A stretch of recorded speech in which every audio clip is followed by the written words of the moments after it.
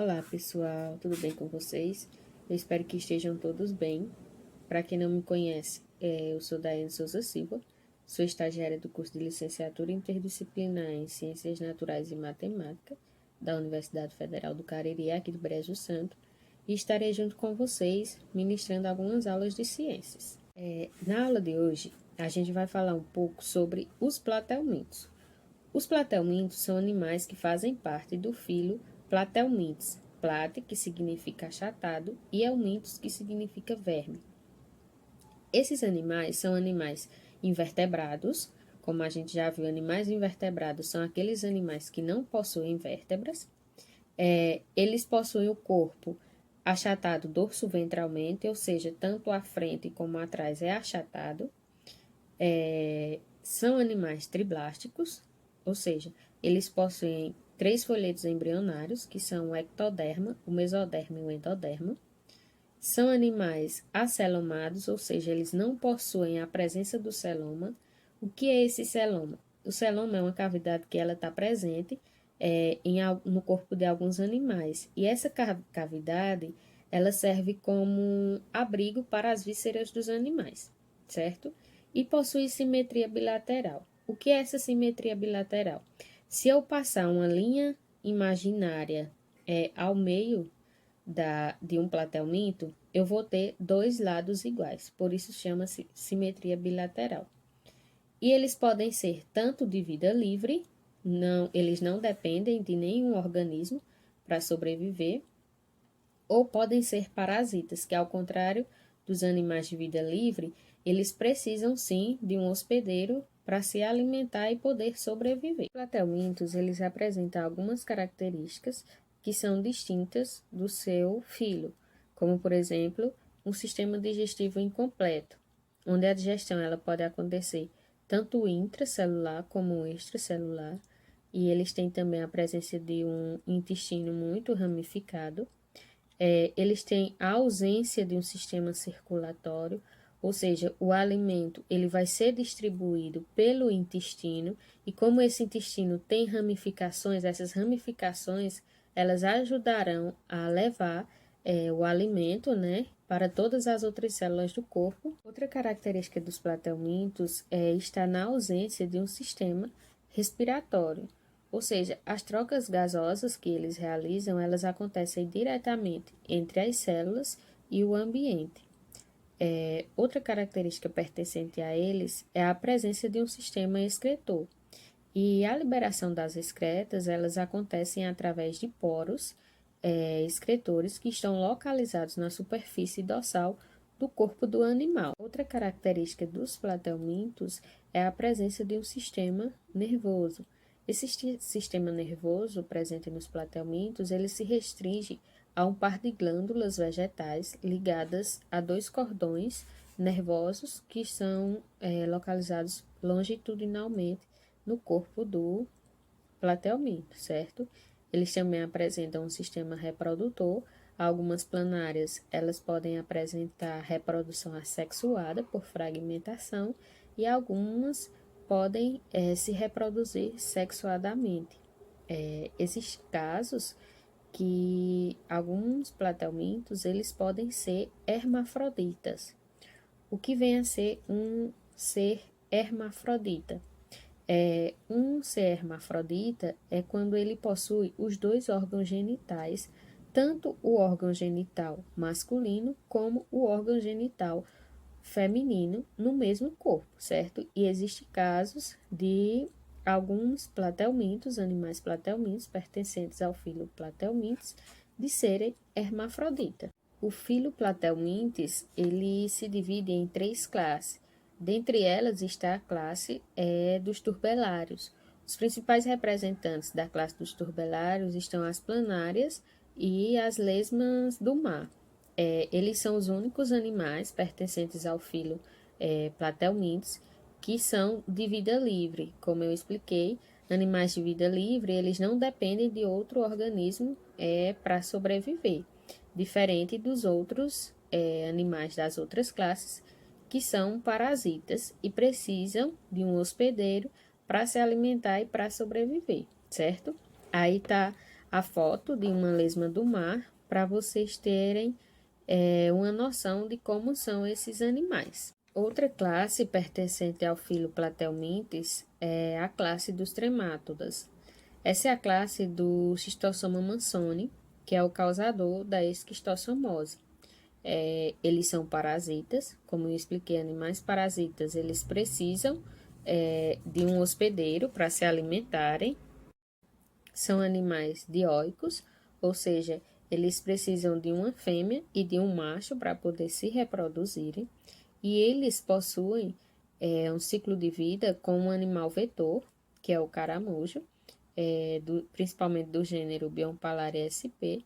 E esse caramujo, ele é apenas o hospedeiro intermediário do Schistossoma mansoni.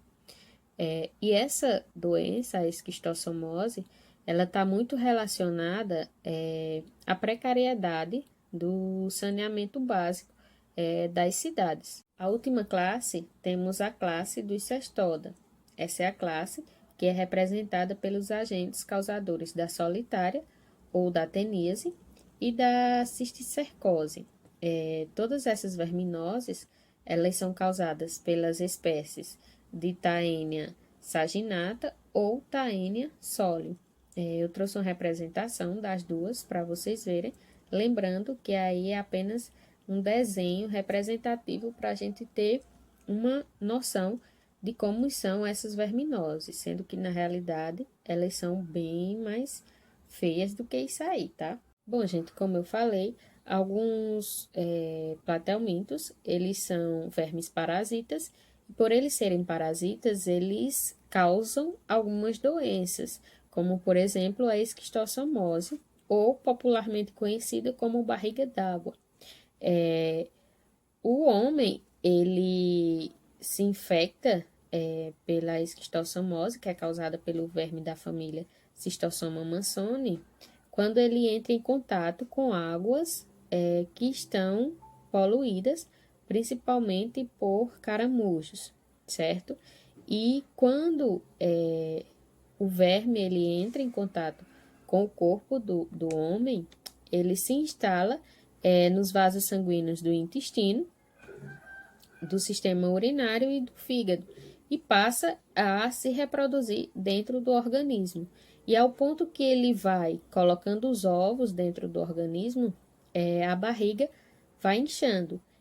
Esses sintomas, eles podem ser tardios, certo? Quando a pessoa vier perceber, mas é uma doença que tem tratamento, porém, ela demora um pouco a ser tratada devido a essa demora de surgir os sintomas para poder começar o tratamento. Então, a gente precisa, se a gente entrar em contato com águas que a gente não conhece, a gente começar a observar, certo? O corpo, se a gente apresenta algum sintoma, alguma coisa, e qualquer presença de sintoma, procurar um médico. A doença causada por vermes parasitas é a teníase ou solitária. Acredito que você já tenham ouvido falar em verme solitária, certo? Se não, essa verme, ela é causada quando a pessoa, ela ingere principalmente carnes suínas e bovinas que estão contaminadas com esse verme.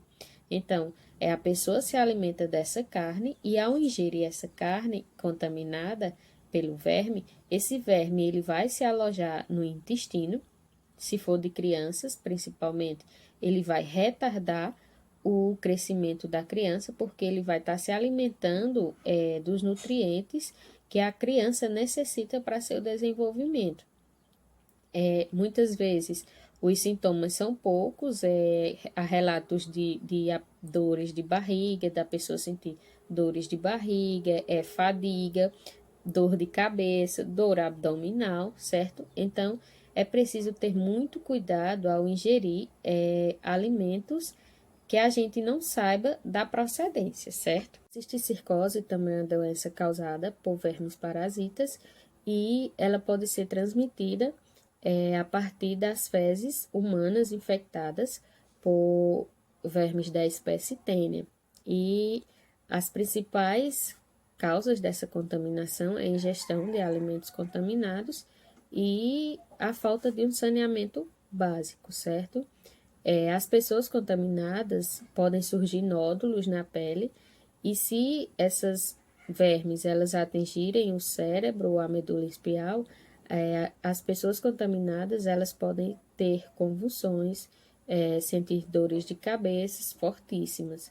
Então, é muito importante a higiene de alimentos que a gente vai ingerir, a questão de lavar bem as mãos antes de se alimentar e evitar sempre alimentos que vocês não saibam da procedência, certo? Outra doença também, pessoal, é a hidatidose. A hidatidose, ela é causada pelo parasita Echinococcus granulosus e ela pode ser transmitida ao humano através da ingestão de água e de alimentos contaminados com fezes de cães infectados por esse parasita. Os principais órgãos que são afetados pela hidatidose é o pulmão e o fígado, certo? E os sintomas, eles demoram um pouco a aparecer. Em alguns casos, os sintomas descritos são falta de ar, a barriga crescendo, o cansaço excessivo e, em muitos casos, devido ao avanço da doença, é necessário a realização de cirurgia para que seja retirada esses parasitas do corpo humano, certo? E o melhor meio de prevenção desse tipo de doença, gente, é a correta higienização das mãos antes de se alimentar, fazer a alimentação de forma correta, com alimentos higienizados, certo? Bom, pessoal, essa foi a nossa aula de hoje. Eu vou postar uma atividade junto com a videoaula. Eu espero que vocês tenham compreendido o assunto e se surgir alguma dúvida, certo? Eu estarei à disposição de vocês. Irei compartilhar o meu WhatsApp no grupo da sala e se vocês tiverem alguma dúvida quanto à atividade, quanto o assunto da aula, vocês podem entrar em contato comigo que eu estarei à disposição, tá bom? Muito obrigada pela atenção de vocês e fiquem bem.